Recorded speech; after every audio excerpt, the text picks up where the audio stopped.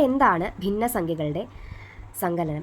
നിങ്ങൾക്ക് എല്ലാവർക്കും അറിയാം ഭിന്നസംഖ്യ എന്ന് പറഞ്ഞാൽ എന്താണ്? P/Q ഫോമിൽ എഴുതുന്നതാണെങ്കിൽ ഇതാണ്ടോ ബൈ എക്സ്, A/X കേട്ടോ. ഈ ഒരു ഫോമിൽ എഴുതുന്നതിനെയാണ് നമ്മൾ എന്തെന്ന് വിളിക്കുന്നത്? ഭിന്നസംഖ്യ എന്ന് വിളിക്കുന്നത്. അപ്പോൾ അതിൻ്റെ സങ്കലനത്തെ പറ്റിയിട്ടാണ് നമ്മൾ ഇന്ന് പറയാൻ പോകുന്നത്. ഭിന്നസംഖ്യകൾ തമ്മിൽ കൂട്ടുമ്പോൾ ഛേദം തുല്യമാണെങ്കിൽ, അതിൻ്റെ ഛേദം തുല്യമാണെങ്കിൽ ഛേദം എഴുതിയതിന് ശേഷം അംശങ്ങൾ തമ്മിൽ കൂട്ടിയിട്ടങ്ങ് എഴുതിയാൽ മതി. ഓക്കെയാണോ? ഛേദം അതേപോലെ എഴുതി എന്നിട്ട് എന്ത് ചെയ്തു? അംശങ്ങൾ തമ്മിൽ കൂട്ടിയിട്ട് എഴുതി. ഒരു ഉദാഹരണം പറയുകയാണെങ്കിൽ 1/9 + 3/9. ഓക്കെയാണേ. ഇവിടെ എന്താണ്? രണ്ടിൻ്റെയും ഛേദം തുല്യമാണ് അല്ലേ? ഛേദം അതേപോലെ എഴുതുക, എന്നിട്ട് എന്ത് ചെയ്യുക? തമ്മിൽ കൂട്ടിയിട്ട് എഴുതുക. 1 + 3 എത്രയാണ്? 4. മനസ്സിലായല്ലോ? അപ്പോൾ ഒരു ടൈപ്പ് ഇതാണ്. ഇനി ഒരു മറ്റൊരു രീതിയിലാണ് കിടക്കുന്നതെങ്കിൽ, അതായത് ഇവിടെ വേണ്ട നോക്കിക്കേ, ഇതിൻ്റെ രണ്ടിൻ്റെയും ഛേദം തുല്യമാണോ? അല്ല, വ്യത്യസ്ത ഛേദമാണല്ലേ. അങ്ങനെ വരുന്ന കേസിൽ എങ്ങനെയാണെന്ന് വെച്ചാൽ, വ്യത്യസ്ത ഛേദമുള്ള ഭിന്നസംഖ്യകൾ തമ്മിൽ കൂട്ടാൻ വേണ്ടിയിട്ട് നമ്മൾ എന്ത് ചെയ്യും? ക്രോസ് മൾട്ടിപ്ലിക്കേഷൻ രീതി ഉപയോഗിക്കും. അതായത് ഇതിനെ തമ്മിൽ മൾട്ടിപ്ലൈ ചെയ്യും, ഇതിനെ തമ്മിൽ മൾട്ടിപ്ലൈയും ചെയ്യും, എന്നിട്ട് അത് തമ്മിൽ എന്ത് ചെയ്യും? കൂട്ടും. എന്നിട്ട് ഇവിടുത്തെ ഇതേപോലെ മൾട്ടിപ്ലൈ ചെയ്ത് ഇവിടേക്കും എഴുതും. എക്സാമ്പിൾ കാണിച്ചു തരാം. നോക്കിക്കേ, 1/2 + 3/4. ഇതിൻ്റെ എന്ത് വ്യത്യാസമുണ്ട്? ഇതിൻ്റെ ഛേദം തമ്മിൽ വ്യത്യാസമുണ്ട്. അപ്പോൾ നമ്മൾ എന്ത് ചെയ്യണം എന്ന് പറഞ്ഞത്? ക്രോസ് മൾട്ടിപ്ലൈ ചെയ്യണം അല്ലേ. അപ്പം 1 × 4 4 + 3 × 2 6/2 × 4 8.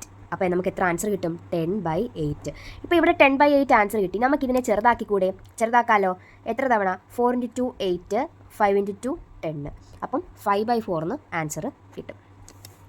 അപ്പോൾ ഈ രണ്ടെണ്ണം വെച്ചിട്ട് നമുക്ക് രണ്ട് കണക്കുകൾ കൂടി ചെയ്യാം. ഒന്നാമത്തെ ചോദ്യം നോക്കിക്കേ, ഇതിൻ്റെ രണ്ടിൻ്റെയും ഛേദം തുല്യമാണല്ലേ. അപ്പോൾ എന്ത് ചെയ്താൽ മതി?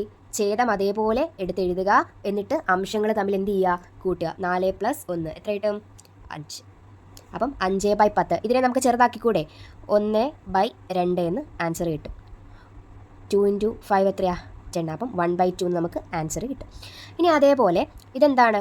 ഛേദം വ്യത്യസ്തമായ കേസാണ്. ഛേദം വ്യത്യസ്തമായ കേസിൽ നമുക്കറിയാം ക്രോസ് മൾട്ടിപ്ലൈ ചെയ്യുക, എന്നിട്ട് ആൻസർ കണ്ടുപിടിക്കുക. 3 × 3 9 + 5 × 5 25/5 × 3 5 × 3 എത്രയാ?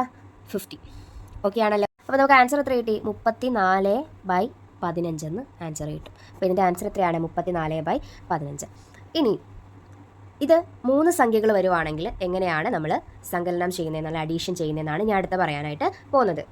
അതുകൊണ്ട് ഇവിടെ നോക്കിക്കേ, 3/7 + 1/7 + 2/7 എന്നാണ് കൊടുത്തേക്കുന്നത്. ഇതിൻ്റെ ഛേദമെല്ലാം എന്താണ്? തുല്യമാണ്. ഛേദമെല്ലാം തുല്യമാണ്. അപ്പോൾ നമ്മൾ എന്ത് പറഞ്ഞു? ഛേദം അതേപോലെ എഴുതുക.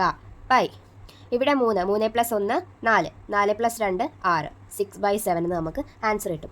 ഇത് സിമ്പിളാണ്. പക്ഷേ നോക്കിക്കേ, ഇവിടെ ദാണ്ടെ അംശമെല്ലാം സെയിമും ഛേദമെല്ലാം ഡിഫറൻറ്റുമാണ്. അപ്പോൾ നമ്മളിങ്ങനെ വരുന്ന കേസിൽ എന്ത് ചെയ്യണമെന്ന് വെച്ച് കഴിഞ്ഞാൽ, ഈ നമ്പേഴ്സിൻ്റെ LCM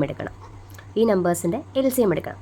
അപ്പം LCM പെട്ടെന്ന് കണ്ടുപിടിക്കാൻ അറിയാത്തവർ എഴുതിയിട്ട് 5 8 10 അങ്ങനെ LCM കണ്ടുപിടിച്ച് ചെയ്യാം. അല്ലെങ്കിൽ ഇത് കണ്ടുപിടിക്കാൻ ഒരു എളുപ്പ വഴിയുണ്ട്. ഈ 5ഉം 8ഉം 10നും പൊതുവായിട്ട് വരുന്ന സംഖ്യ ഫാക്ടർ ഏതാണെന്ന് കണ്ടുപിടിക്കുക. ഓക്കെയാണേ, പൊതുവായിട്ട് വരുന്ന ഫാക്ടർ ഏതാണെന്ന് കണ്ടുപിടിക്കാം. അപ്പം ആദ്യം നമുക്ക് 10 വെച്ച് നോക്കാം. 10 വെച്ച് ഇത് കിട്ടും, പക്ഷേ 8 വെച്ച് 8 കിട്ടത്തില്ല. ഇനി 20 നോക്കാം. 20 വെച്ച് 5 കിട്ടും, പക്ഷേ 8ൻ്റെ ടേബിളിൽ 20 ഉണ്ട്. ഫാക്ടറായിട്ട് എടുക്കാൻ പറ്റുമോ? ഇല്ല. ഇനി 30 നോക്കാം. 30 ആണെങ്കിലോ? 30 ആണെങ്കിൽ ഇതിൽ പറ്റും, പക്ഷേ 8ൽ എന്ത് ചെയ്യത്തില്ല? പറ്റത്തില്ല. 40 എടുക്കുന്നതെങ്കിലോ? 40 എടുക്കുന്നതെങ്കിൽ 5ലും പറ്റും, അതേപോലെ 8ലും പറ്റും ആണല്ലോ. 8 × 5 ആണ് 40, അതേപോലെ 5 × 8 ആണ് 40. അപ്പോൾ എന്ത് കിട്ടും? നമുക്ക് 40 എന്ന് കിട്ടും. അപ്പം 40 ആണ് ഇവിടുത്തെ എന്തെന്ന് പറയുന്നത്? LCM എന്ന് പറയുന്നത്.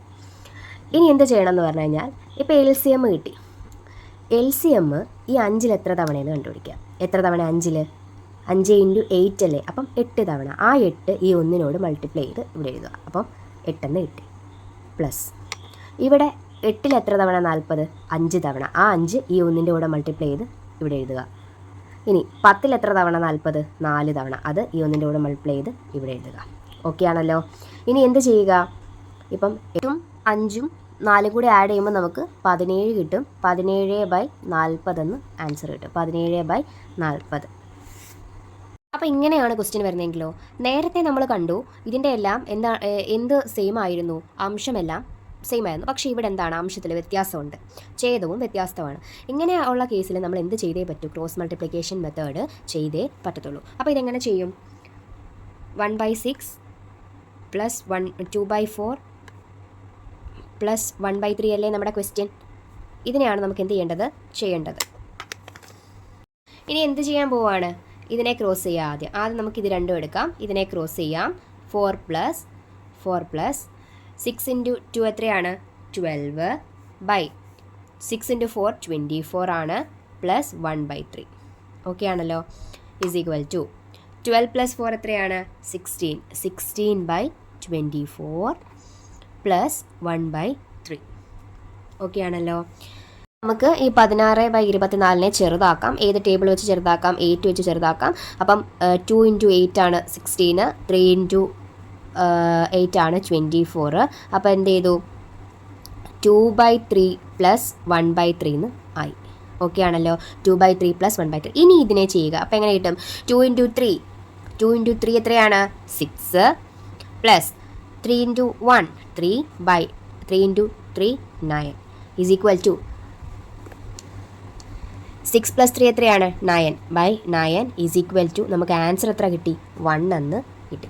അപ്പോൾ ഈ ക്വസ്റ്റ്യൻ എല്ലാവർക്കും മനസ്സിലായോ? ഇതിൻ്റെ ആൻസർ എത്രയാണ്? അപ്പോൾ 1 ആണ് ഇതിൻ്റെ ആൻസർ. അപ്പോൾ നമ്മുടെ അടുത്ത ചോദ്യം ഇങ്ങനെയാണ്, 2 1/2 plus 1 1/3 plus 1 1/4 is equal to dash.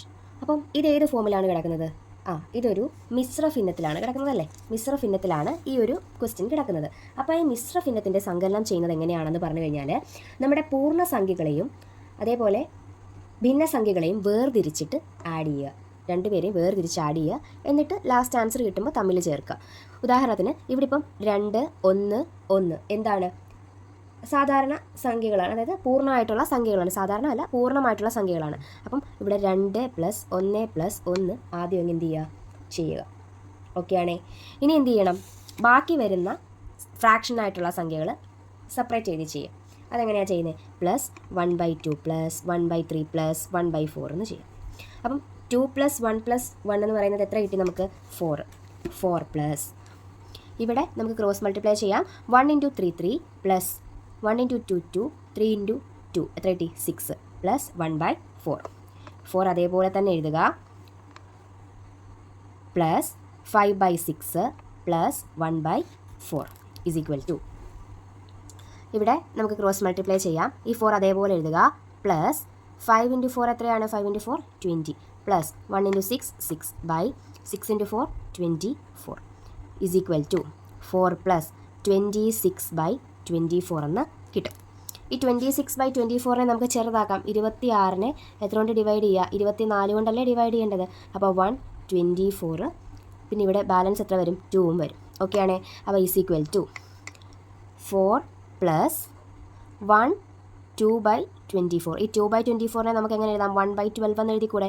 അപ്പോൾ ഈസ് ഈക്വൽ ടു 4 പ്ലസ് 1 1/12 എന്ന് കിട്ടി. ഇനി ഈ 4ഉം ഒന്നും കൂടി കൂട്ടി 5 എന്ന് കിട്ടി. 5 1/12 എന്ന് നമുക്ക് എന്ത് കിട്ടും? ആൻസർ കിട്ടും. അപ്പോൾ നമ്മുടെ ആൻസർ എന്താണ്? 5 1/12 ആണ് ആൻസർ.